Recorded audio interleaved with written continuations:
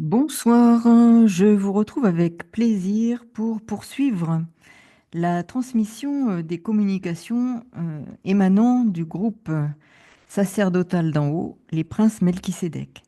Alors je rappelle qu'il ne s'agit pas de maître ascensionné, qu'il s'agit bien de Melchisédek, et pour ceux qui ont envie de se pencher sur ce personnage biblique qui est Melchisédek, il y a bien matière à découvrir qui il est.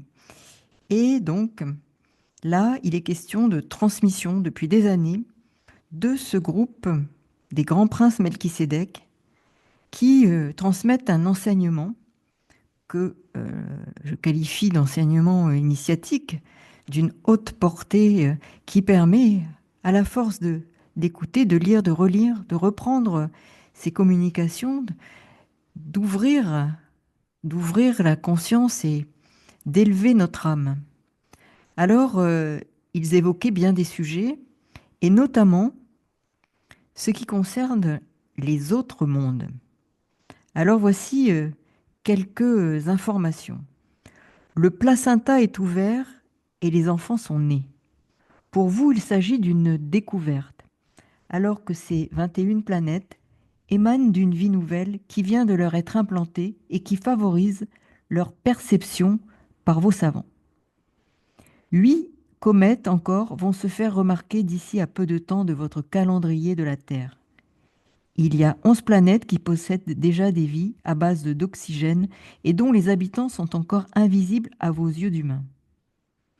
Ils vont entrer en contact d'esprit avec certains d'entre vous.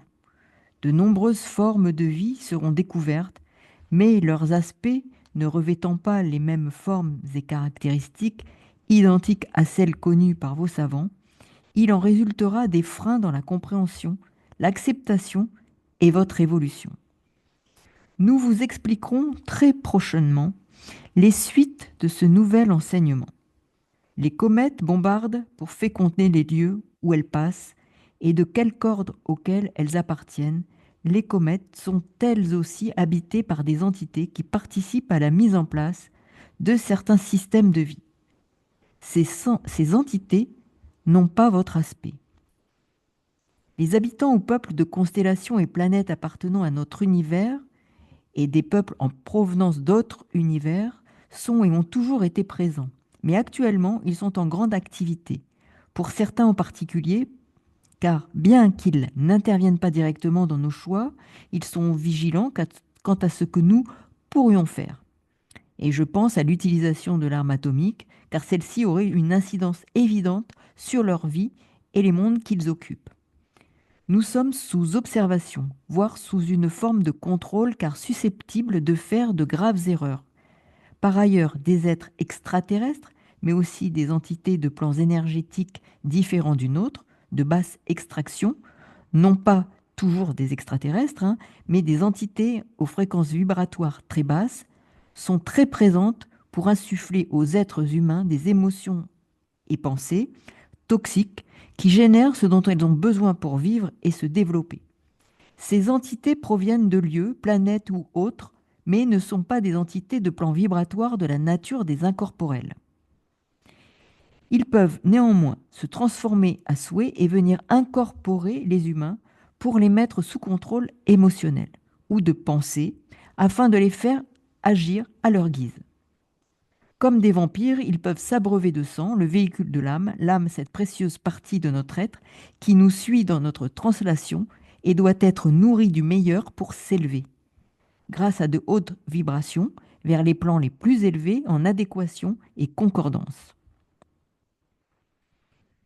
Ce passage, cette transition s'opère par étapes. Il est important de le rappeler, d'où l'importance de rituels avant, pendant et après le départ de l'âme. Si nos vibrations sont nourries de peur, de culpabilité, de rancune, de rancœur et autres émotions toxiques, nous sommes tirés vers le bas et retenus sur des plans de basse vibration au moment du parcours de notre passage vers d'autres plans d'existence. Ce n'est pas parce que nous sommes punis par Dieu, il s'agit d'une question vibratoire, comme une sorte de code de la route, code de conduite spirituelle aux conséquences notamment énergétiques. Des entités incorporelles sont présentes pour nous y aider. Il est important de les solliciter pour obtenir leur accompagnement et leur protection. Ces anges, archanges, ces entités incorporelles éthériques ont entre autres fonctions celles-ci, certains diront ces missions. Alors, il y a aussi les extraterrestres.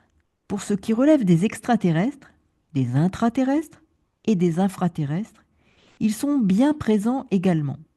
Il y a parmi les intraterrestres des anciens Atlantes qui se sont protégés du cataclysme qui a plongé le continent Atlante dans les abîmes. D'autres peuples sont dans le cœur de notre planète et sortent par des anfractuosités au moment de séismes ou autres exercices nucléaires sous-marins. Souvenez-vous des expériences faites dans le Pacifique. Lorsque je dis le cœur, il s'agit de sortes de bulles, de poches, de sphères vibratoires intraterrestres et infraterrestres qui forment des espaces de vie. Existent par ailleurs des points énergétiques, des entrées connues de certains humains qui sont des endroits clés pour leur passage. Ces entrées se situent à différents endroits du globe. Ce sont comme des portails énergétiques. Alors les Melchisédek ajoutent: depuis longtemps déjà, depuis l'Antiquité, toujours selon votre vocabulaire, des êtres sont venus vers vous afin de vous apporter des nouvelles connaissances qui devaient favoriser votre épanouissement. Ils étaient des messagers chargés de vous instruire sur l'avenir de vos sociétés de l'époque et vous accompagner dans votre développement. Ces êtres ont laissé des traces dans votre inconscient collectif et dans votre histoire planétaire. Des pierres érigées, certains graphiques ou certaines sculptures, et ce que vous appelez des légendes et mythologies en sont l'expression. Parfois, il s'agissait d'êtres en provenance d'autres galaxies, planètes ou étoiles, et d'autres fois aussi des matérialisations d'entités éthériques. Les apparitions que virent vos patriarches, Abraham, Moïse et d'autres encore, les projections dont leurs rêves étaient peuplés, proviennent des présences des anges ou d'archanges ou tout simplement d'entités de lumière qui se déplaçaient par l'esprit et qui se matérialisaient afin de leur communiquer tout ce qu'ils devaient savoir pour mener leur peuple. Les matérialisations dont il s'agit ne sont pas de la chair qui se mouvait, mais des vibrations identiques qui avaient l'aspect de la chair. Ces personnages ne contactaient que des hommes nantis de capacités différentes de leurs semblables et qui étaient des chargés de mission. Ils exerçaient de grandes responsabilités. Il en fut de même de la venue du grand prince Melchisédek. Lorsqu'il vint sur terre et qu'il rencontra Abraham, ce Melchisédek avait une mission, celle de faire naître la croyance en un Dieu unique, dans le but de mettre fin au blasphème et aux crimes que les peuples d'alors pratiquaient. De nombreux dignitaires de la terre ont été contactés pour gouverner ou pour instituer des formes de religion. Ces maîtres grandioses de connaissances et d'aspect non physique étaient envoyés par le cosmos divin. Parmi eux se trouvaient aussi les Melchisédek, car ils sont chargés de mettre en place des éléments de planète et d'administration sacerdotale ou des planifications. Dans vos nuits étoilées se font actuellement des mouvements, des déplacements, des entités qui viennent vous instruire de plus en plus et sur tous les plans. Vous ne pouvez évaluer l'importance de leurs apports. Leur démarche est de réajuster tout ce que vous ignorez dans tous les domaines. Vous ne serez ni rejeté ni accablé, mais vous devrez vous relever et avancer sans orgueil, avec beaucoup de calme dans ce grand remue-ménage. Celui-ci s'effectue tous les jours. Ne vous laissez pas aller à la tristesse ni au désespoir. Gardez confiance en un avenir sûr et équilibrant pour vous, malgré les tourments et mauvaises tournures des événements. Nous reviendrons sur tout cela dans des temps plus propices et dès que tu nous le demanderas. Cette nouvelle comète dont nous t'avions parlé depuis plusieurs temps déjà n'est pas la seule. D'autres feront leur apparition. Elle colporte avec elle des êtres planétaires. Le phénomène est identique à celui qui s'est produit l'année dernière. Ces êtres planétaires sont chargés de la surveillance de votre Terre et de regarder tout ce qui s'y passe par rapport à ce qui était prévu, dans le but d'éviter les catastrophes que vous pourriez encore propager. Un engin cosmique s'est écrasé dans un de vos déserts, il a été remarqué. Des recherches sont entreprises pour le retrouver, mais aucune divulgation ne sera diffusée à cause du secret qui entoure cette nouvelle. Il y a trois éléments prépondérants dans l'accomplissement de la mise en place d'un nouveau gouvernement invisible pour la Terre-planète. Il vous faut comprendre que la Terre-planète gravite autour d'un axe différent depuis quelque temps. Nous ne pouvons te donner les précisions qui seraient susceptibles de nuire à votre équilibre. Nous devons rester prudents à cause des transcendantales vibrations qui vont se révéler à vous d'ici à peu de mois sur votre calendrier. Vous ressentirez parfaitement les modifications tout autour de vous. Lorsque nous évoquons l'environnement de la planète, il y a la mer, car de la mer sortiront des sortes de couleuvres, des êtres longs de corps, comme des serpents, qui jailliront en 5 points importants de la masse globale de la Terre. Terre, est-ce une allégorie? De votre côté, faites bon accueil à ces êtres qui viennent dans le but de vous instruire. Les gouvernants se montrent récalcitrants jusqu'à faire naître des tensions dans le but de vous empêcher d'évoluer. Ils feront tout pour repousser l'invisible par peur uniquement. Ces êtres sont arrivés vers vous, ont débarqué chez vous. Certains d'entre eux ont pris possession de postes importants à travers leurs occupants. Des humains de chez vous le ressentiront dans leur psychologie et verront leur méthode de travail s'améliorer. D'autres, à l'inverse, seront inspirés par des entités mal intentionnées. Des changements se feront sentir chez eux dans le plus profond de leur être. Ces visiteurs de l'espace n'ont rien à voir avec ceux qui confectionnent des mises en place de gouvernements, qui activent la vie sur des planètes, des étoiles ou encore des mondes naissants ou à travers les galaxies. Ceux-ci sont des entités de lumière qui doivent réglementer les technologies et les moyens de locomotion qui servent de télétransportation d'un point à un autre, d'un trajet prévu d'une zone à une autre. La confection d'une planète ou d'une étoile, en quelque sorte d'un centre de vie, n'est pas chose facile et nécessite des centaines d'années calendaires de votre temps. Il y a les caractéristiques physiques et il faut regarder à la composition des éléments, des sols et des types de vie des habitants qui seront affectés à la sauvegarde de ce nouvel univers et à sa prospérité. Il faut également en évaluer la nature et la consistance des sangs et des molécules de leur constitution, et élaborer une nouvelle forme d'intelligence et des moyens de procréation d'un autre genre. Des travaux de cet ordre sont faits en étroite collaboration entre divers maîtres planétaires et des archanges ou autres entités du cosmos tout entier. Chacun apporte ses connaissances et tout son savoir-faire pour la parfaite réussite de la nouvelle œuvre de demain, de ce nouveau centre de vie. Nous les appelons les distributeurs de vie. Ils sont très considérés. Ce sont des artisans de grande valeur auprès des autres formations et des rangs hiérarchiques. En ce qui vous concerne, il vous faut vous méfier de ceux qui viennent vers vous afin de vous anéantir en vous poussant vers des sectes ou vers des religions incongrues. Ainsi, certains seront capables de vous pousser à bout, à l'extermination, tout en vous faisant croire que leur émanation est divine. Attention aux leurs et qu'ils sont de provenance de planètes de lumière. Attention aux mensonges.